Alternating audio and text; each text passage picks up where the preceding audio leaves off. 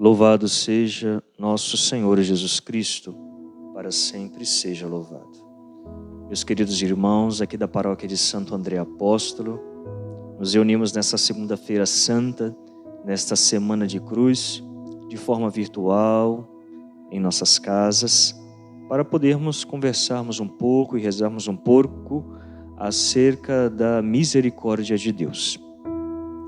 O Pai manifestou a sua misericórdia ao reconciliar o mundo consigo em Cristo, estabelecendo a paz pelo sangue da sua cruz com todas as criaturas que há na terra e nos céus.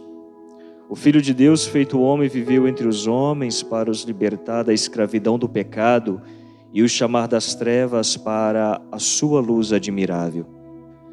Foi por isso que deu início à sua missão na terra, proclamando a penitência ao dizer: arrependei-vos e crede no Evangelho.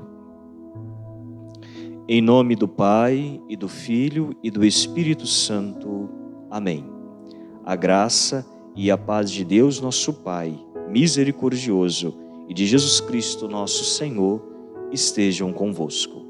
Bendito seja Deus que nos reuniu no amor de Cristo.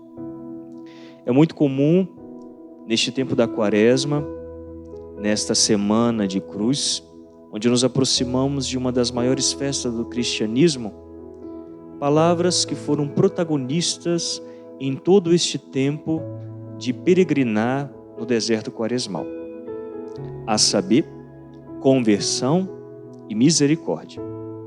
E é sobre misericórdia que nós vamos refletir neste vídeo que chega até você, meu caro irmão. Antes é necessário que a gente consiga sintetizar o que seria a misericórdia. A misericórdia é essa que muitas vezes foi vendida, anunciada por Jesus Cristo e depois pelos seus apóstolos, e até mesmo nos tempos de hoje, tantas vezes é proclamada a misericórdia de Deus. Misericórdia antes significa ter compaixão de alguém, querer diminuir seu sofrimento, sentir-se triste com a miséria do outro, querer ajudar. Essa é uma característica daquele que é misericordioso e daquele que faz misericórdia. As Sagradas Escrituras nos apresenta Deus como o Deus da misericórdia.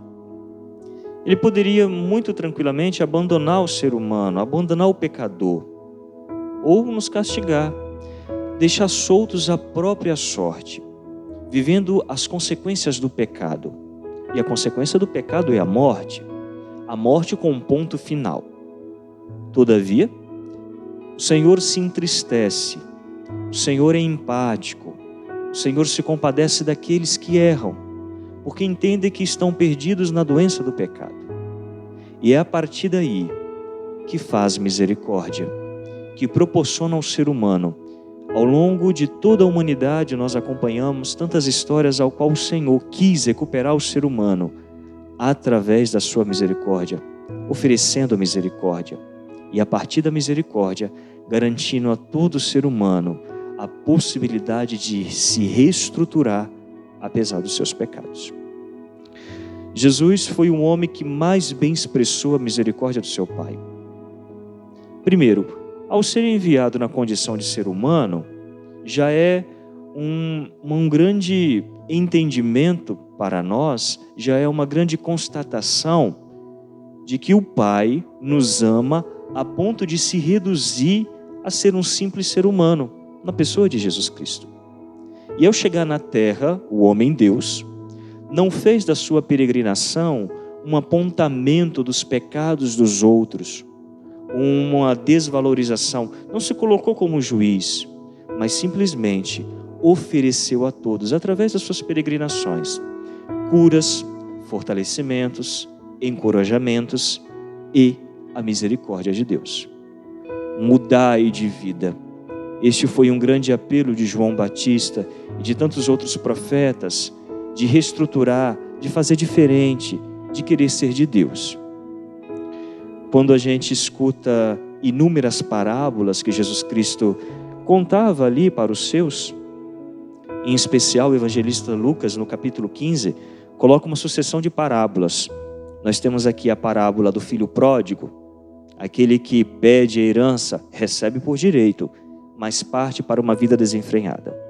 Depois retorna e recebe do pai um grande abraço e uma grande alegria.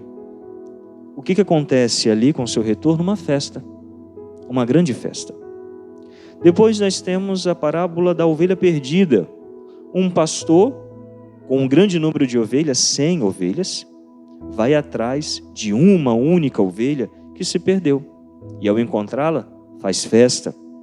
Nós temos também a pequena parábola da moeda perdida, que depois de ser encontrada pela mulher que varria a sua casa, aquela moeda, algo tão pequeno, tão minúsculo, que pode muito facilmente se perder dentro de uma casa, de um chão muitas vezes irregular, também se alegra e faz festa por encontrar a sua moeda.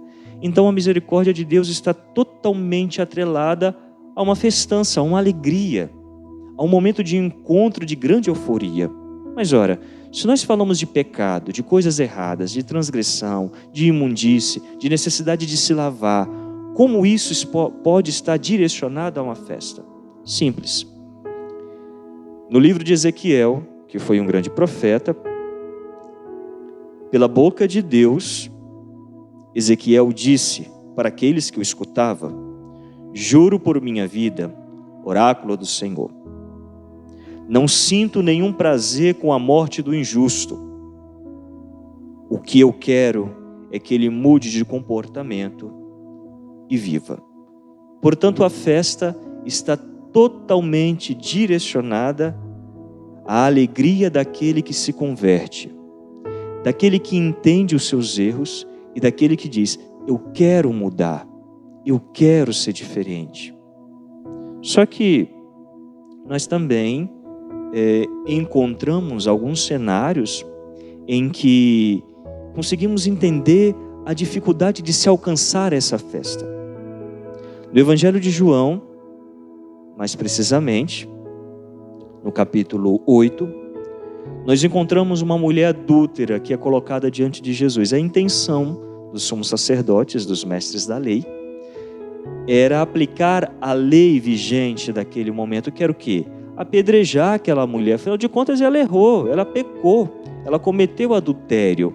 Isso ofendeu aqueles homens, aquela sociedade, ofendeu também a Deus. E a lei era apedrejar aquela mulher. Havia também uma intenção dos sumos sacerdotes de colocar Jesus à prova. Afinal de contas, tantas palavras de Jesus já incomodava aquela corte, aquela cúpula que governava todo aquele grupo e aquela sociedade. E ao ser questionado da aplicação ou não da lei, Jesus, muito tranquilamente, responde àqueles que o ouviam: quem de vós nunca pecou, atire a primeira pedra. E por incrível que pareça, houve um congelamento. Todos pararam e largaram as suas pedras, que seria o utensílio da aplicação da lei, e partiram para casa. Ninguém te condenou, mulher, nem eu te condeno. Ou seja, naquele momento o Senhor provocou que aqueles homens, e quem sabe também mulheres que estavam em torno daquela adúltera, realizassem um processo de reflexão.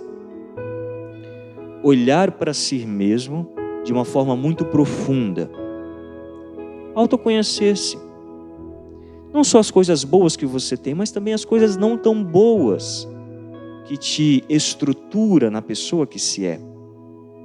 Nós somos formados por virtudes, muitas virtudes, dons dados por Deus, mas nós também temos na nossa estrutura, na nossa composição, infelizmente, defeitos, pecados, coisas não muito boas e que não foi presente de Deus, mas herança dos nossos pais, Adão, Eva, que perpetua até os dias de hoje. Somos uma raça misturada com o bem e com o mal. Mas o bem tem precedência na nossa vida e nós reconhecemos isso e nós queremos isso. Nós sentimos desde já as consequências do pecado, as consequências do erro, que é a morte. a morte que tem um ponto final, mas por Jesus Cristo que vem à terra, ele vem representar através do símbolo da cruz, que a morte não é o ponto final, mas que a morte terrestre nada mais é do que um ponto de partida para uma vida eterna, que começa aqui mesmo na terra, com um jeito de ser, com um jeito de pensar, com um jeito de tratar as coisas. Ou seja, o reino dos céus inicia-se aqui, conosco, querendo já ser, por livre e espontânea vontade de Deus, com as coisas de Deus, já diante deste mundo que apresenta, com certeza, de uma forma muito convencional, um modelo totalmente fora dos desígnios e dos ensinamentos de Deus. E aí a gente pode começar a pensar assim, mas como eu consigo alcançar a misericórdia de Deus? O processo é muito doloroso, o processo de conversão. Nós temos que entender isso. Participar dessa festa que o filho pródigo participou, participar daquela festa que a mulher fez ao encontrar a moeda, participar também de tantas festas ao qual o próprio profeta Ezequiel vai dizer, os anjos se alegram, há uma festa no céu quando o pecador se converte. Não é algo que fazemos como beber água, não é algo simples, mas algo que exige da parte do ser humano uma disposição diária e de fato querer não mais pecar. Por isso que esse processo muitas vezes ele é motivo de desistência de muitos, de não perseverança, porque alcançar essa festa dos céus é algo que vai exigir tantas renúncias, é algo que vai exigir mudanças radicais, e muitas vezes estaremos isolados nessas mudanças, porque poucos vão nos apoiar, ou ninguém vai nos apoiar. Mas o mais importante é querer participar da festa com Deus. Afinal de contas, no final, é você e Deus. A igreja nos proporcionou tantos presentes que nos garante estarmos com Deus. Veja, as Sagradas Escrituras, que traz toda a história do projeto da salvação de Deus em Jesus Cristo, e até mesmo o projeto de Deus para a humanidade antes de Jesus Cristo. Nós, católicos, temos a graça de comermos e bebermos do corpo e o sangue de nosso Senhor Jesus Cristo todos os domingos. E nós também recebemos de Deus a grande alegria de termos a remissão dos nossos pecados. Sim, porque o Evangelho de João mostra que o Senhor, quando ressuscitou, lá no capítulo 20, no versículo 21, quando ressuscitou e começou a peregrinar por aquela terra, não como um homem fantasma, mas como um homem ressuscitado, como um homem já direcionando as pessoas para a vida eterna e provando externamente que a vida eterna começou com a sua ressurreição. Ele dá aos seus apóstolos, aos primeiros apóstolos, a graça de perdoar os pecados daqueles que buscam de coração sincero e arrependido reaproximar-se ou reconciliar-se com Deus. Isso não é uma fantasia, isso não é uma vaidade da Igreja Católica Apostólica Romana, mas isso é uma ordem dada pelo nosso Senhor Jesus Cristo e que até os dias de hoje tem a sua manutenção e a sua graça distribuída para todos aqueles que buscam estar diante de Deus pelo sacramento da penitência e chamado também o sacramento da reconciliação. Nós podemos pensar assim, ora, mas ao buscar uma confissão, antes eu vou ter que buscar um sacerdote, e um sacerdote, seja um padre, um bispo, um papa, são homens totalmente inclinados a fragilidades, a erros, a paixões, a desordens. Sim, é verdade. É homem como qualquer outro homem, mas foi a partir do homem que o Senhor contou e implantou o reino dos céus através de todo esse movimento cristão. Veja, precisou de uma mulher para dar à luz, precisou de 12 apóstolos para poder começar a pregar, e precisou dos que nos tempos de hoje ainda conseguem evangelizar tantos povos. Foi pelo ser humano que o Senhor dispensa a toda a humanidade todos os sacramentos. O batizado, a confirmação do batismo, a Eucaristia, o matrimônio, a ordem, a unção dos enfermos e também o sacramento da penitência e da reconciliação.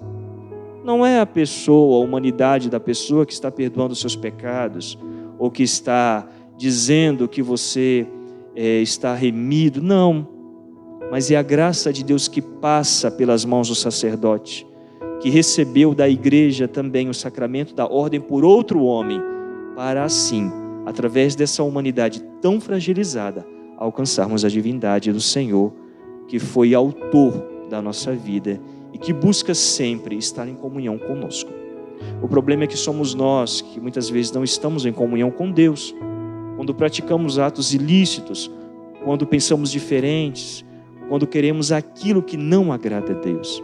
Essa é a nossa natureza pecadora, essa é a nossa característica, mas característica e natureza que não tem que ser convencionada ou simplesmente dizer, é normal. Não é normal para o cristão fazer e pensar coisa errada.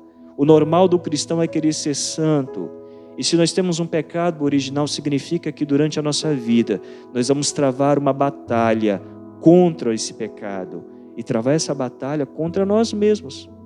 A grande guerra está na briga de você com você, de você santo com você pecador. E o que tem que vencer é você santo, para que o pecado seja diminuído e para que a sua santidade afloresça. E aí nós temos também algo que muitas vezes vai nos inquietar. Como me aproximar de um sacerdote para me confessar? Se nem eu sei o que é pecado.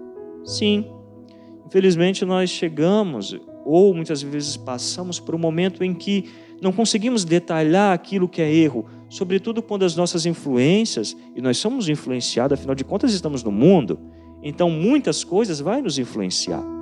E muitas vezes as nossas influências vão convencionar aquilo que muitas vezes é classificado como pecado. Por isso que a confissão, o arrependimento, o pedido de perdão, ele tem algo que o precede, que é o quê? O exame de consciência. Não se arrepende ou não se pede perdão por aquilo que você não sabia que é errado.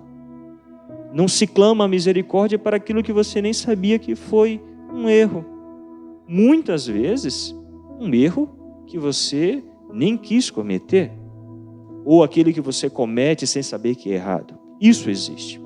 Por isso que é necessário o exame de consciência, por isso que é necessário a interiorização, por isso que é necessário, de uma forma muito sincera, olhar para dentro de si e saber quem sou eu, essa vida que eu levo, a forma com que eu reajo, como é isso? Sem juízo de valor, mas simplesmente saber quem é você. O autoconhecimento com certeza é algo que vai nos proporcionar, de início, a fazermos uma reflexão profunda, a fazermos um exame de consciência sincero. E a partir daí a gente começa então a pegar todo esse arcabouço de quem somos nós e a compararmos com a divindade de Jesus. Está de acordo com aquilo que ele pensava, com aquilo que ele fazia, com aquilo que ele pregava? O Senhor está feliz com o jeito com que eu me ponho, o jeito que eu falo, o jeito que eu penso, o jeito que eu trato as coisas, as pessoas? Isso está de acordo? Se está de acordo, continue. Agora, se não está de acordo, os próprios evangelhos vão dizer, corta-o, deixe de viver, não faça isso. E é aí que a gente começa a sentir como é grandioso o pecador que se converte, porque ele passa por um processo tão doloroso, tão difícil, de abandonar-se a si mesmo, de abandonar muitas vezes seus costumes, seus pensamentos, de se desconstruir, para deixar que Cristo o construa da forma com que Ele é, com que Ele constrói qualquer aquele que busca a si. Esse doloroso processo, temos a certeza, e o próprio Cristo nos falou, de que Ele estará conosco. Um outro elemento que é muito importante, que muitas vezes vai nos nortear dentro das Sagradas Escrituras, para fazermos um bom exame de consciência.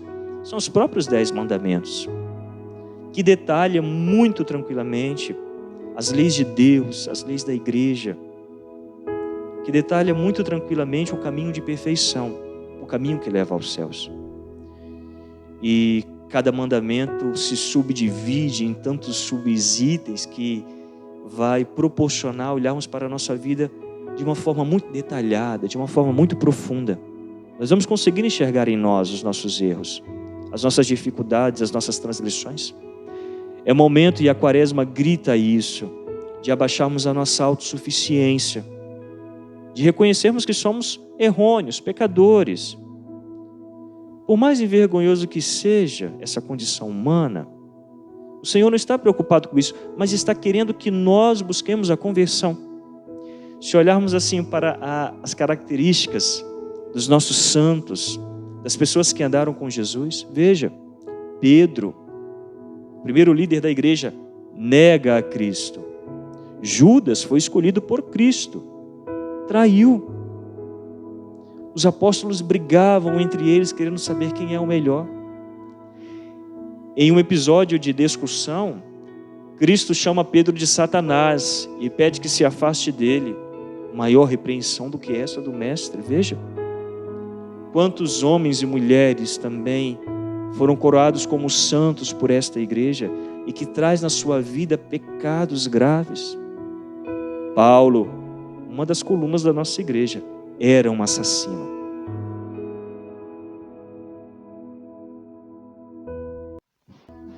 Portanto, o encontro que nós fazemos com os nossos erros, com as nossas mazelas, com as nossas misérias, com as nossas imundícies, a partir desse processo de autoconhecimento, não pode trazer uma consequência de freio, que vai nos impedir com que continuemos a caminhar, de forma alguma. O autoconhecimento é entrar em contato conosco mesmo de uma forma muito profunda, buscar entender quais são os desígnios de Deus e o plano de Deus na vida de cada ser humano, não pode ser um impedimento para a nossa perseverança, para a nossa oração, de forma alguma. Mas sim gasolina, mas sim movimento, para que nós possamos cada vez mais trabalhar em nosso aperfeiçoamento. Não existe qualquer pessoa que seja tão íntima de Deus, tão participante de uma comunidade de fé, que tenha que parar e dizer, chega, basta de trabalhar em meu aperfeiçoamento. Não existe qualquer ser humano tão abençoado por Deus, que não passe pelas dificuldades, pelas fragilidades e por tantos momentos da sua vida ceder às tentações. Consideremos, de fato, Cristo foi tentado, mas consideremos também que por mais que o ser humano ceda à tentação, é possível vencer, é possível estar acima dela, é possível chegar a um momento que controlaremos absolutamente todo o nosso querer, toda a nossa inclinação em relação ao pecado original deixado como herança. Um dos pontos tão importantes dentro desse contexto de misericórdia e de perdão se dá na semelhança de Cristo. Nós rezamos sempre nas nossas comunidades e até mesmo de forma individual, pedindo que o nosso coração seja semelhante ao coração de Jesus, manso e humilde. E para nós que buscamos essa semelhança com o santo de Israel, da tribo de Davi, existe uma indicativa que ao longo da sua peregrinação terrestre, Jesus deixa muito claro, que significa perdoar o seu irmão. De graça recebemos o perdão de Deus, de graça devemos dar o perdão ao nosso irmão. Em um trecho do Evangelho de Mateus, em um diálogo que Jesus tem com Pedro, Pedro inicia questionando, Jesus, quantas vezes eu devo perdoar o meu irmão? E desde já coloca um número específico, até 70, até 7 vezes? Já esperando uma resposta positiva de Jesus? Sim, até 7 vezes, mas Jesus não cai nessa e vai responder, não lhe digo até 7 vezes, mas até 70 vezes 7. 7 representa um número de perfeição. Então veja que Jesus eleva a máxima potência da perfeição, coroando o perdão como uma virtude sem limites. A pessoa que busca perdoar o seu irmão e ainda perdoar sem limites, essa pessoa está cada vez mais próxima de Deus, assemelhando-se a Ele, que também perdoa a todos nós de uma forma infinita e sem limites. Na oração do Pai Nosso, deixado como herança por nosso Senhor Jesus Cristo, quando ensina os seus discípulos a rezar, nós repetimos: perdoai as nossas ofensas, assim como nós perdoamos aqueles que nos têm ofendido. O Senhor nos pede que rezemos pelos nossos inimigos, por aqueles que nos ferem, por aqueles que nos fazem mal. Sinceramente, a nossa humanidade não tem interesse em rezar por aqueles que nos ferem, por aqueles que nos fazem mal. É muito difícil. Por isso, repito que o processo de conversão, o processo de assemelhança a Jesus Cristo é um processo doloroso. Chegar nesta festa que o filho pródigo participou quando retorna para a casa do pai, festa que a mulher fez quando encontrou sua moeda perdida na sua casa, festa que se faz quando encontra sua ovelha perdida, meu irmão, é um doloroso processo que precisa de uma disposição, de uma perseverança, de um auxílio pela oração para alcançarmos esse grande festejo. Não é simples quebrarmos as barreiras da nossa humanidade para buscar a semelhança de Deus, mas sabemos que este é o caminho e queremos viver este caminho que nos leva a essa grande festa celeste. Paulo, em uma das suas cartas para uma determinada comunidade, vai deixar claro que para participar dessa festa, nós precisamos nos preparar. É assim no nosso cotidiano. Vamos fazer uma festa em família ou vamos para uma festa, nós nos preparamos fisicamente, esteticamente, preparamos melhor a nossa roupa, o nosso visual, enfim, nos preparamos. Quando vamos fazer alguma festa, nós nos atentamos aos mais simples detalhes de uma ornamentação, de um bem-estar para os convidados e assim por diante. Festa maior para o cristão é essa, participar da Sagrada Eucaristia. Por isso que não se chega de qualquer jeito na grande festa do cristianismo, que é a Páscoa do Senhor. O que se antecede à Quaresma tem por finalidade preparar o cristão para alcançar aquela festa de uma forma mais plena, não vermelho pelo pecado da cor de um carmesim, não, mas puro, branco como a neve.